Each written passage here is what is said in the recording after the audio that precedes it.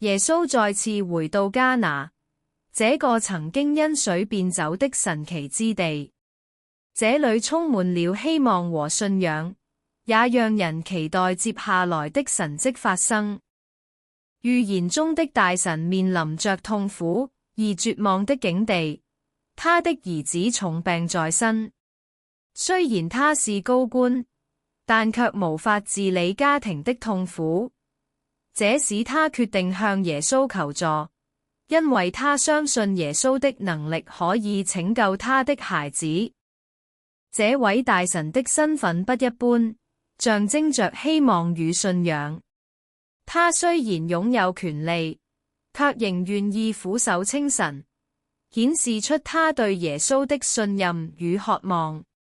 這讓我們思考，即使在高位者，仍需要神的介入。當大臣走向耶穌求助時，他帶着信心。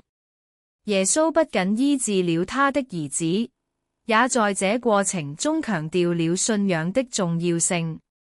這提醒我們，信仰能讓我們在絕望中尋找到希望與力量。在今天這個多變的世界中，很多達官貴人卻不明白信仰的重要性。